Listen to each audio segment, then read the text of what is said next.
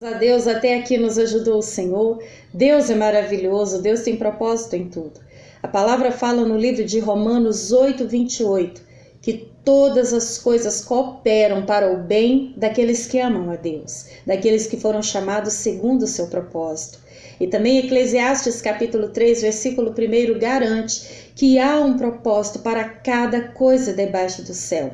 Para tudo há um porquê, um para quê, para tudo há um bem maior. E muitas vezes nós nem entendemos direito a grandeza, a imensidão da finalidade do acontecimento. Mas eu só sei que o Deus que enxerga lá na frente já preparou tudo para a vida daquele que nele crê. Ele já sabe de todas as coisas. Às vezes a gente perde um ônibus, às vezes chega atrasado, às vezes um encontro é desmarcado, uma reunião, talvez uma promoção. Aquela resposta que você desejava, o sim, ela vem como não. Aquela resposta que você não queria que acontecesse, de repente ela vem como um sim. Enfim, por trás disso, Deus tem um propósito sobre todas as coisas. Segunda-feira passada, logo após terminar o culto, o Senhor colocou muito forte no meu coração que juntamente com os irmãos que ali estavam, orássemos antes de irmos embora. Não é algo que nós temos o costume de fazer da forma que foi feito na última segunda-feira. Quem estava ali no culto viu, foi algo direcionado por Deus. Até mesmo aqueles que antes quase de terminar o culto já dão no pé, ficaram para orarmos. E ali o Senhor me deu a direção que eu começaria um breve tempo e cada um faria um período, aquilo que Deus trouxesse ao seu coração, e então iríamos embora. E quando fechamos a igreja, ficaram por último eu e mais 2 pastores. E então o pastor João ele foi embora, o pastor Sérgio ficou comigo esperando eu arrancar a moto. E naquele momento que nós estávamos ali esperando para irmos cada um para a sua residência, eu liguei a chave da moto, liguei a moto e o acelerador, nada, rompeu. Naquele momento ocorreu alguma coisa que eu não entendi o que era. Eu sei que a manete ela estava completamente solta, nunca tinha acontecido aquilo comigo. E então o pastor Sérgio já tinha até ligado seu carro, eu fiz um sinal para ele que esperasse por um momento, e então ele desceu, expliquei o que estava acontecendo. E eu achei muito estranho aquilo, porque nunca tinha ocorrido. E eu liguei para o meu esposo, expliquei a situação, e ele não estava com o carro ele estava na oficina, e eu tive que pedir um Uber. E naquele meio tempo eu liguei para o pastor João, ele me ajudou, pediu para mim, porque eu ainda não tenho aplicativo, aquela coisa toda, e eu tô, meu Deus, o que está acontecendo? Eu ainda comentei com o pastor Sérgio, eu falei, pastor, não foi à toa que Deus nos reuniu depois daquele culto para nós orarmos. Tem um propósito maior, tem um livramento, tem a mão de Deus sobre essa situação. E depois de um certo tempo, aí a pastora Ana Lúcia apareceu, o esposo dela, fiquei conversando com eles até que o motorista chegasse, e finalmente ele chegou. E eu fui embora ali naquele carro daquele motorista chamado Luiz. E logo que eu entrei, nós começamos a conversar e surgiu um assunto sobre perdão.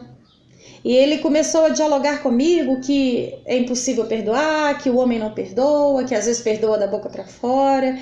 E ali eu encontrei uma rica oportunidade de falar com ele sobre o perdão de Deus, o amor de Deus e a presença do Espírito Santo. E declarei a ele aquilo que Deus tinha colocado no meu coração para ministrar ali naquele culto.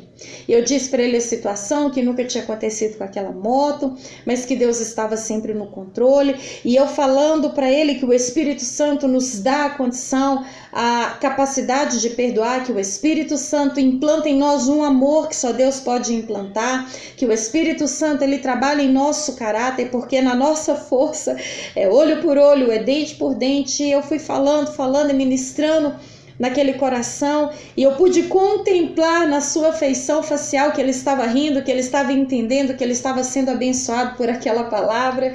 E eu ainda declarei para ele e falei, Luiz, Deus tem propósito em tudo, não foi à toa que eu entrei no seu carro, que você é esse motorista, que a minha moto deu problema, porque essa palavra precisava ser lançada aqui, nesse momento. E ele mesmo declarou, eu também tenho certeza. Eu creio que Deus preparou esse momento. E eu fui ministrando o quanto eu pude e cheguei na minha casa e eu fiquei muito feliz, muito alegre. E naquele momento Deus me mostrou duas grandes obras, naquele tão rápido e imprevisível acontecimento. A primeira, um livramento muito grande que Ele me deu. E se aquele cabo rompesse, quando eu estivesse numa via rápida e um carro viesse veloz atrás de mim, eu não conseguiria acelerar, eu não iria sair do lugar. E ele poderia chocar-se na minha traseira e poderia ter caído e ser muito pior. Ou até mesmo subindo um morro, ou de alguma outra forma.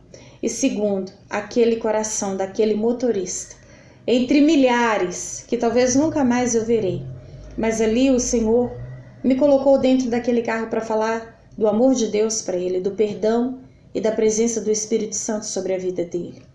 Sobre aquelas torres também gêmeas que caíram, se eu não estiver enganada, no ano de 2007, 2011. Eu não me lembro bem, já tem tantos anos. Eu sei que quando aquelas torres elas caíram, 3 relatos que eu ouvi a respeito de pessoas que trabalhavam naquelas torres. A primeira foi de um homem que ele estava usando o calçado pela primeira vez naquele dia. E no meio do caminho o calçado apertou tanto que ele precisou voltar para trocar o calçado porque ele não estava conseguindo andar de tanta dor. A segunda pessoa, ela deu o relato que era o primeiro dia de aula do seu filho na escolinha. E o filho insistiu demais que ela fosse naquele primeiro dia de aula, que ela entrasse com a criança, com o filho. E ele foi. E então ele se atrasou para pegar o serviço. E o terceiro relato que muito me chama a atenção, que era também um funcionário, que era o dia dele levar as rosquinhas para, junto com seus amigos, tomarem café. E por esse motivo ele precisou passar na padaria e por alguma eventualidade ele se atrasou e não chegou a tempo. Se aquelas torres não tivessem caído, eles poderiam até ser taxados de responsáveis por estar atrasado. Para que vai a pé com um calçado novo? Poderia uma outra pessoa ir com o seu filho? Por que ele não passou mais cedo na padaria? E poderia ter passado uma série de pensamentos na mente dos outros funcionários e até mesmo desses, que por esses motivos se atrasaram. Mas no mundo espiritual a gente vê um enorme propósito de Deus. Porque se eles estivessem naquela torre, em nenhuma das duas torres, provavelmente eles teriam morrido naquela tão grande tragédia que matou centenas de pessoas. Eu já ouvi vários casos de pessoas que perderam um voo e o avião caiu. Pessoas que perderam um ônibus e o ônibus sofreu um acidente. São centenas, às vezes, de situações que parecem tão pequenas, mas no fim a gente vê a mão de Deus operando um grande livramento. Deus tem propósito em tudo, não apenas no sim, mas também no não. Deus tem propósito quando a porta se abre, mas também quando a porta fecha. Deus tem propósito quando você muitas vezes é elogiado e também quando é humilhado. Deus tem um propósito para cada coisa debaixo dessa terra. Então não murmure, agradeça, glorifique, exalte. Deus vê tudo. Ele é o único que vê o daqui a 5 segundos, 1 minuto, 1 hora. Ele já viu a eternidade. E Deus guarda aqueles que são dele. E se preciso for, ele move os céus e a terra para livrar. Ele faz o que for necessário. Eu só sei que Deus é fiel, que Deus é presente e que todas as coisas cooperam para o bem daqueles que amam a Deus. Então, continue crendo que Deus está sempre na direção. Quando Jesus esteve no barco com aqueles discípulos, houve um grande propósito ali, para mostrar que independente da fúria do vento, da força do mar, ele acalma a tempestade. Essa situação que você está passando é para que você clame mais, adore mais, glorifique mais e entenda que hoje você pode não compreender nada, mas amanhã você com certeza glorificará o Deus de Israel, porque Deus é por nós. E se Deus é por nós, quem será contra nós? E agindo Deus, quem impedirá? Você crê? Vamos falar com Deus? Pai querido, Pai amado, muito obrigada por tudo. Muitas vezes, Pai, não entendemos por que a gasolina acaba, por que a gente recebe o não, por que está tudo dando certo e de repente parece desmoronar, o porquê de um relacionamento dar errado, o porquê de uma porta, Senhor, que pra gente deveria se fechar, pelo contrário, ela abre.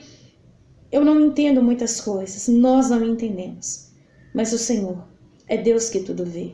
Obrigado por aquela rica oportunidade que o Senhor me deu de falar do seu amor e da sua palavra para aquele motorista, Luiz.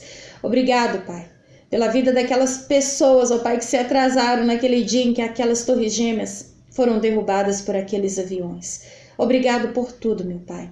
Quantas vezes as coisas acontecem na hora a gente não entende, mas lá na frente o Senhor vai falar do teu amor para conosco. Tira de nós toda ansiedade, todo descontrole, toda angústia, toda correria, todo desespero, e nos faça lembrar que o Senhor é o Deus que operou ontem, opera hoje e sempre operará eternamente, tanto aqui quanto na eternidade. Tira de nós todo desespero e angústia e acalma o nosso coração, porque o Senhor sempre tem o controle nas mãos. Eu te louvo e te agradeço por tudo e continue conosco, Senhor. Continue conosco e abre os nossos olhos espirituais, porque além das dores, existem grandes propósitos. Eu te agradeço em nome de Jesus. Amém. Amém? Creia. Deus nunca perdeu o controle. O fato das coisas parecerem estar dando certo não quer dizer que é Deus que está abençoando. Não quer dizer que é Deus que está aprovando.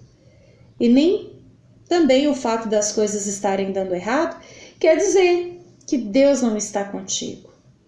Confie, entrega a sua vida, entrega tudo nas mãos dele. E com certeza o que for melhor, ele fará. Amém?